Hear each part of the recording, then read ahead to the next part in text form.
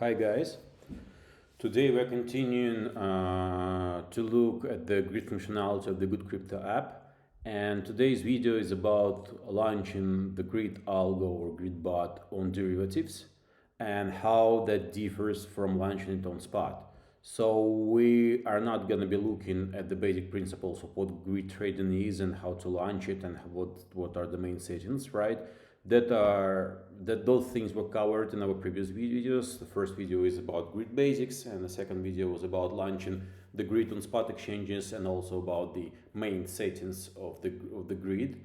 And today we'll be just looking at the differences and the things that you have to note and think of when you're launching a grid on derivatives as compared to launching it on spot exchange.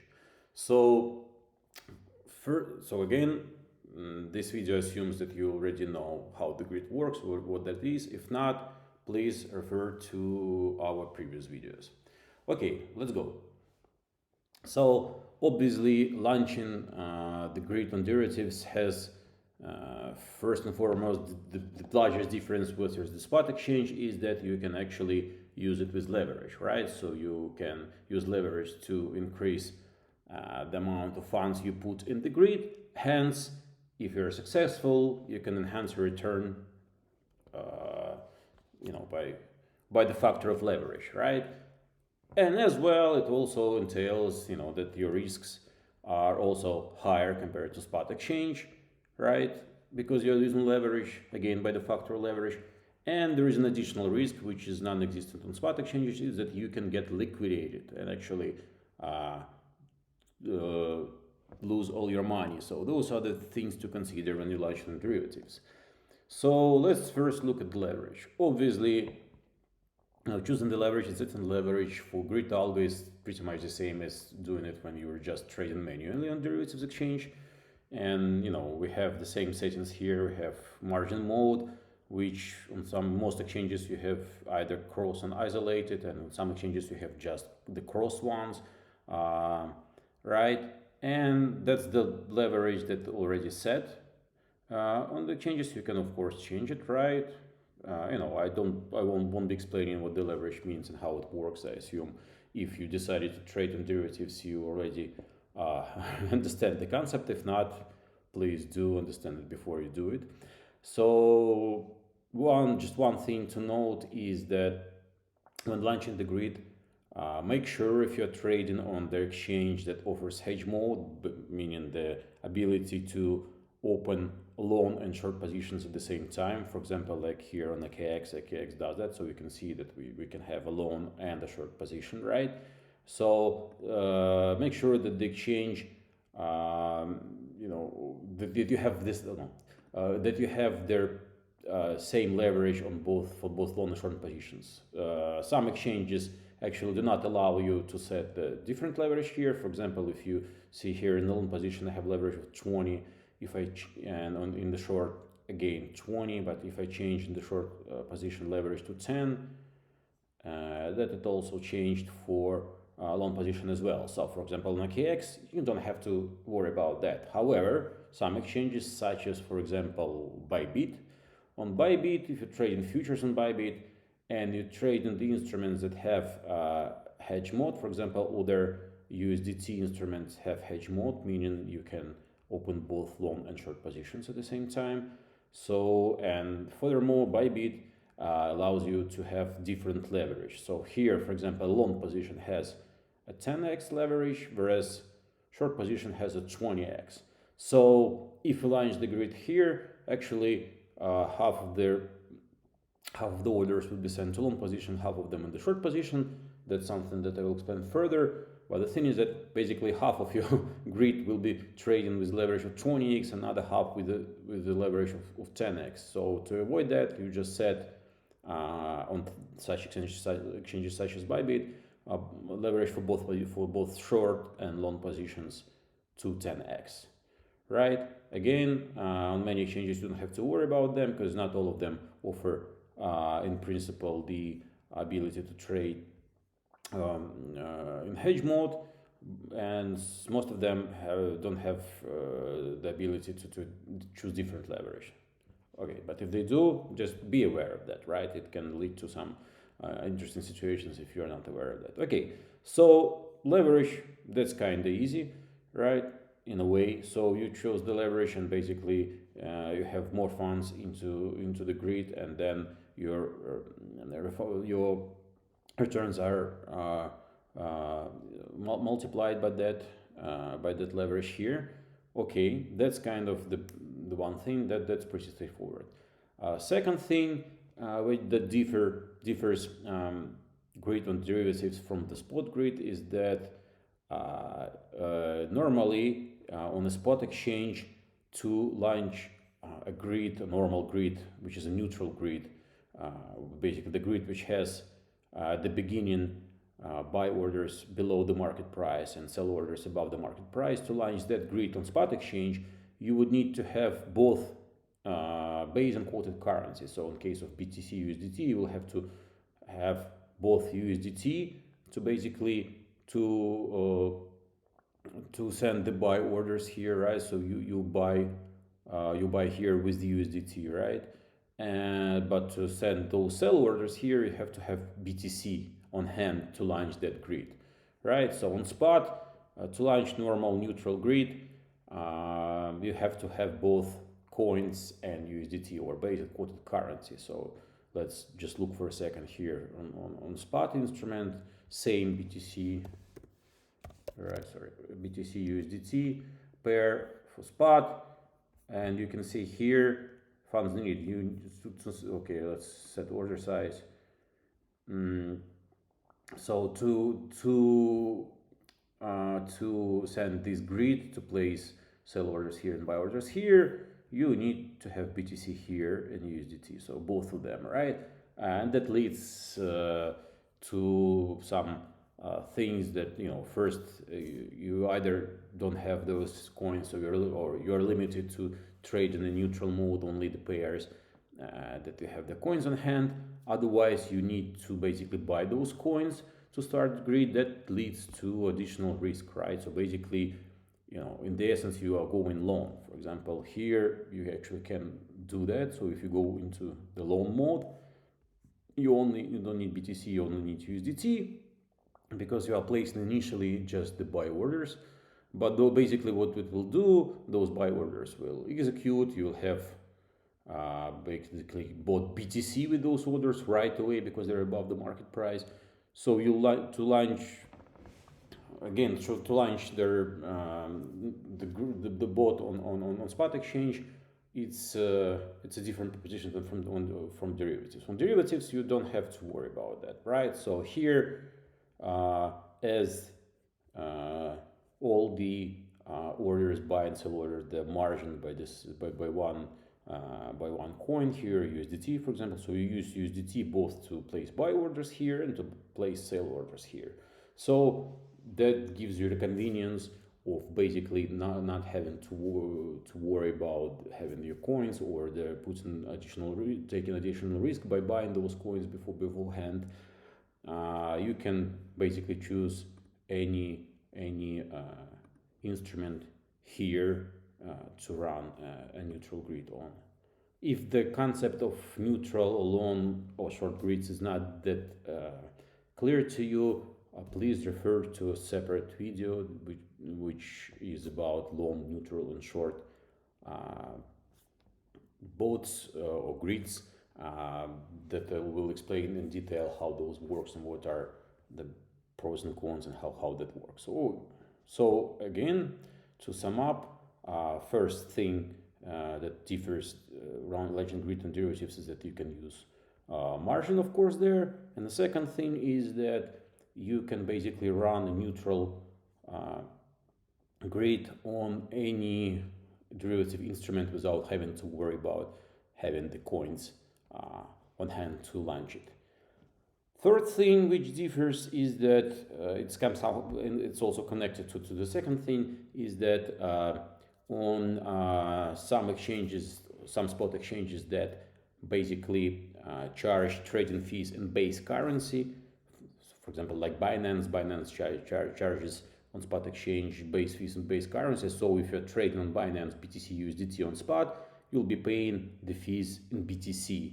So what that means, you need to have coins not only to launch a neutral grid, but also to actually pay trading fees, right? So on spot exchanges with base fees, that's another thing to worry about. Of course, in case of Binance and many other exchanges, you can choose to pay the fees in BNB or other like third currency, not in the base currency, but actually it's some other currency that solves the problem. It of course introduces new problems because now you have to have the BNB currency and have the risk of BNB price added to your portfolio. But anyways, again, on derivatives, you don't have to worry about that problem because again, on all the derivatives, all the fees are always paid in their currency that you use to margin your positions, right? So here you'll use USDT both to create positions and basically to pay trading fees. So one less thing to worry about in derivatives, right? Okay, that's the third difference. Okay, all those settings are pretty much the same for both spot and derivatives exchanges. I won't be covering them in this video. Most of them are covered again in the spot video. Some of them are new, and when I shot their spot video, were not available at that moment. Those new settings like again long, neutral, short, or log distribution, or activation price, actually take profit, those things we've added quite recently and we'll cover in a separate videos that are dedicated to each feature. But let's look just at the things that are different from spot. So another thing on derivatives that is different from spot is that you can actually, for your stops, you can actually choose the type of the price that they're triggered by, right? So in case you're not familiar, on derivative exchanges, there are different type of prices, right? So normal market price, or what you see in the interface, that's last price, or market price, that's what we call it, last price. That's just the price at which the deals are done. But also there are two different prices, mark price and index price. Basically, in a nutshell, if you don't know what it is, those are kind of reference prices that exchanges, derivative exchanges use to basically price your positions, to decide when to liquidate your positions. So what they do, they're kind of represent some kind of average or basket price from different spot exchanges. So that's what the exchanges consider to be like kind of fair prices. And what they do, they move slower than the prices on the exchange, so they're somehow smooth, and they're usually used for liquidation purposes, for valuing your position. So basically, what they do, they smooth out spikes. For example, if this on the OKX on BTC USDT, someone puts a large order and the price spikes, right? So your market price or last price will spike, but market price and index price that is not influenced by what's going on right here will kind of move slower.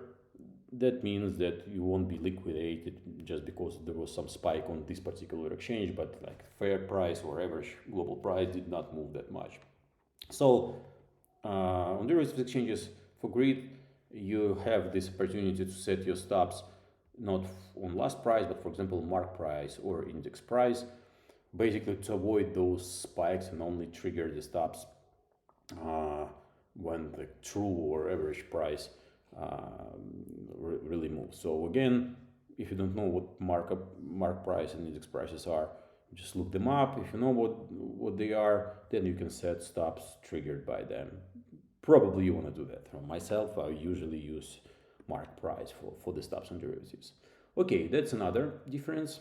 So one more thing that exists on derivatives and does not exist on spot is that we show you basically position of your potential position of your algo. So if you set the order size here, so to have all the sessions inside, so you can see now that will show you that the position of the grid will be between -2 and 2 contracts, right? So we have order size of 1 contract on each level.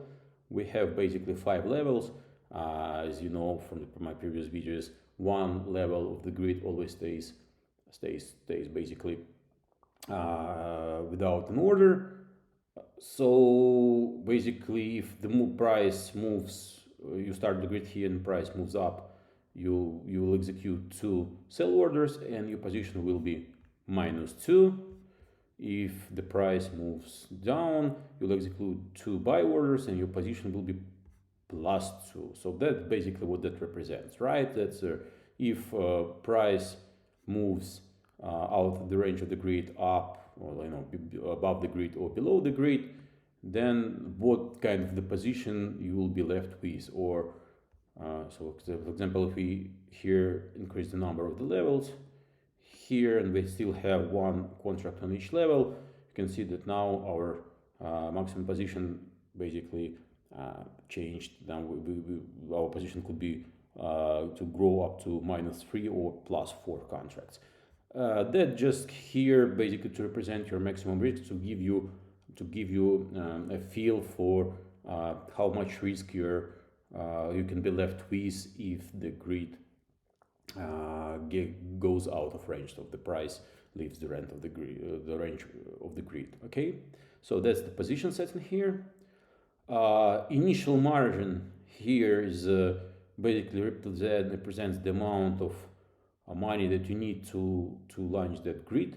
So basically, you have the number of levels on the grid, you have the order size, right? So that's how much money you'll be putting in the grid, but then you also have leverage. So basically, kind of order size times number of levels and divided by leverage, that gives you initial margin, more or less. I'm simplifying here. There are other things to consider. There are also fees that the exchanges take into account, that when they calculate initial margin, actually 2 fees for entering the position, and if they're liquidated, they add another fee. So basically there are 2 fees added here. But anyways, so that gives you a ballpark understanding of how much money you need to actually launch that grid, right? So you can see here, if we decrease the number of levels, initial margin decreases, right? If we increase the order size, the margin increases, which is logical. And if we decrease the leverage from 10x to 5x, margin again increases. If we increase the leverage to 20x, margin decreases, right? And here we show you how much you have available in your account. In this case, I have 399 USDT available. So if I launch a grid with this settings, I'll use 86.55 USDT out of those 399 to basically support that grid, right? So that initial margin is actually a maximum margin pretty much that you'll need to run that, because basically you need that margin to open those orders. Some of them will get executed and you will get the position, right? And you'll need margin for position. But once you get the position, the orders that will be here, that will actually represent their decrease of your position, they don't need margin. If you don't understand that, don't really worry about it, or rather worry, but that's not the place where to explain it. How the margin works, you have to understand pretty well before you are trading on derivatives. So just understand that that's basically the margin that you need to run the grid, to launch the grid, and to run it, right? So what you want to do, what you don't want to do, is to basically choose the margin or the size of the grid that will take most of the margin in your account. So if you see this, that's not a good idea, right? You have to have some kind of margin of safety for different reasons. For one, like with this initial margin represented here, it's pretty much it's pretty precise, but it's not 100% precise. Different exchanges have different small things, some small fine print that can actually change your margin a bit. There are things like to consider, like when the orders are some exchanges penalize you when the orders are farther from the from the uh, from the market price. They charge more margin, or they might have some another things on their account, like risk tiers on the account that we cannot actually see or get from the API, so we cannot take into account. There be other small things that we might not be able to pick up and to show you exactly. So just just to be on the safe side and to avoid the situations where you get liquidated or your grid gets cancelled and your position gets closed at a bad price just because we didn't have enough margin in the eyes of the exchange. That don't do that. So don't set up grids which takes most of your margin. So if you do something like that, for example, right? That's what I, for example, like to do. Usually I use around half my margin to run the grid. So, I run it with isolated margin, or, I use separate accounts for each grid, or sub accounts for each grid. And I make sure that I have around 50% of the margin available still after I launch the grid. That way I know that wherever happens, that basically, I won't be liquidated, or rather my grid won't be canceled just because exchange basically decided that I don't have enough margin and canceled one of my open orders. So it's like, okay, X tends to do that, right? So in a situation when you trade like this, right, so where almost all your available funds are locked, you might find you in a situation where exchange decides to deleverage you and basically cancel one of your open orders.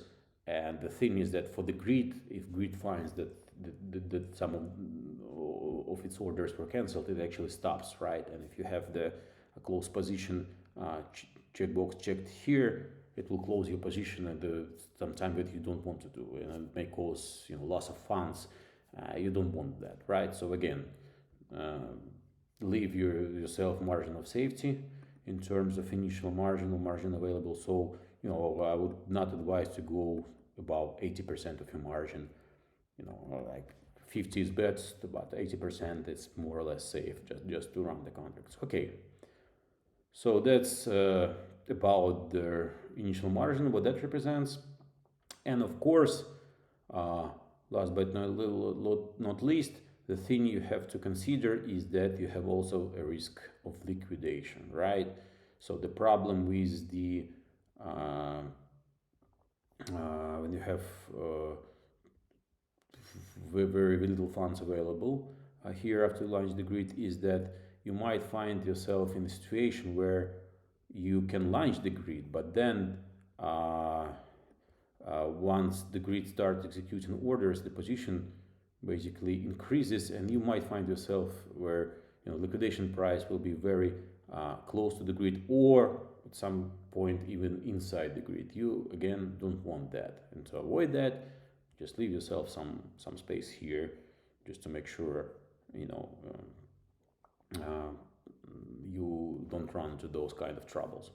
And of course, risk management on derivatives is paramount, right? You have to think about that. So you certainly don't want to trade without stops. Those are things that you might disregard on spot exchange, but on derivatives with leverage, you have to set your stops to avoid being liquidated, right?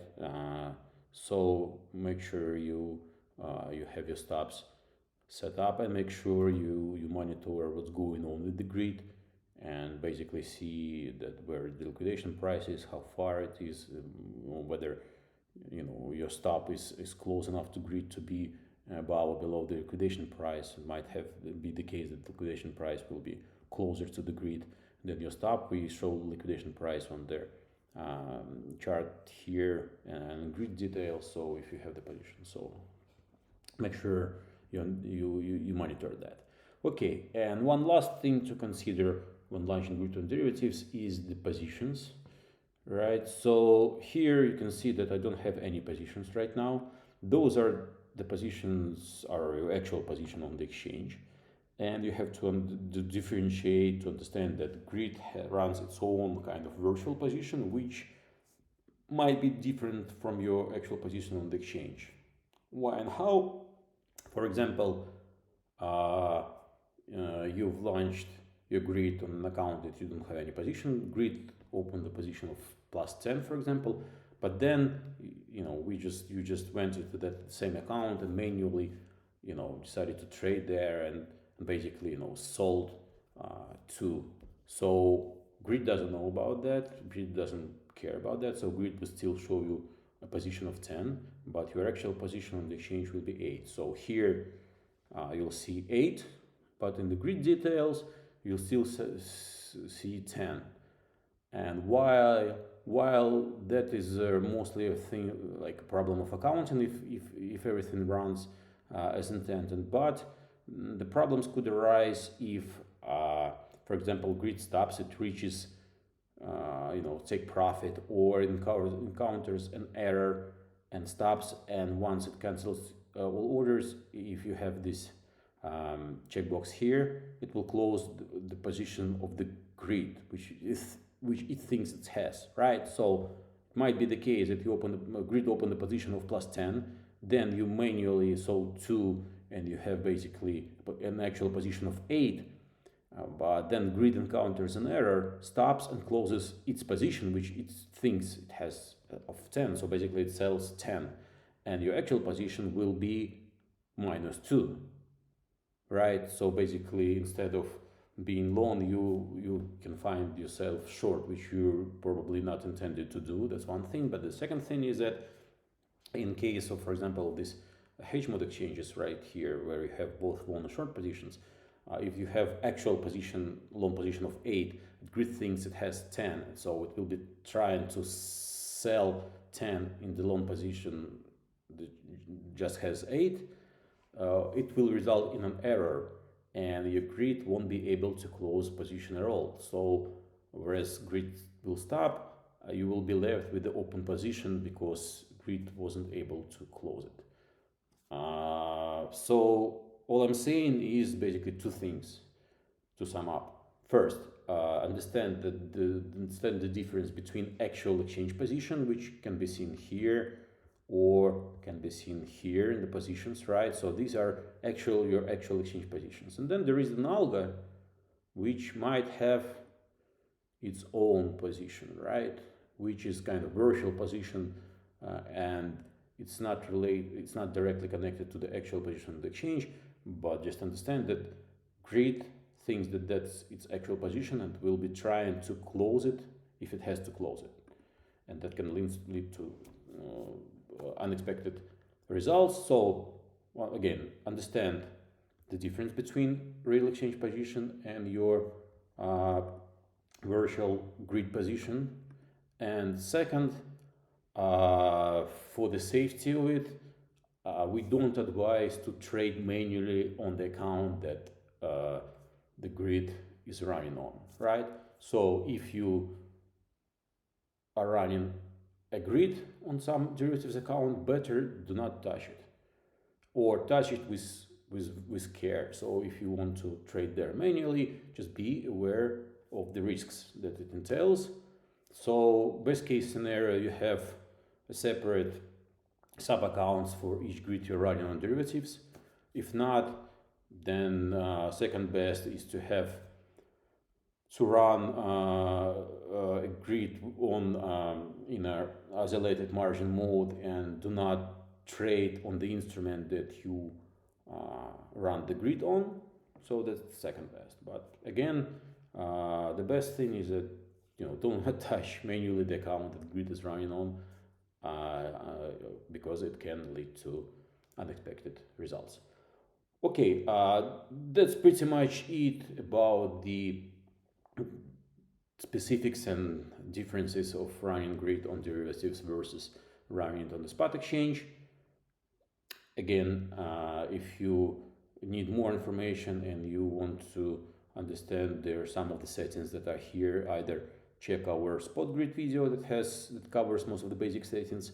If you want to understand the difference between long, neutral, and short Grid, if you want to learn about things like more advanced, like block distribution or activation price or how the take profit works, there are separate videos for it. Thank you for attention, and just to remind everyone, this is GoodCrypto app, multi-exchange trading terminal and all-in-one portfolio management app. You can run all sorts of algo orders with us, grids, infinity trails, or GCAs, and we have free trial of 14 days. So I encourage you to try it. It's actually free for 2 weeks. Thank you.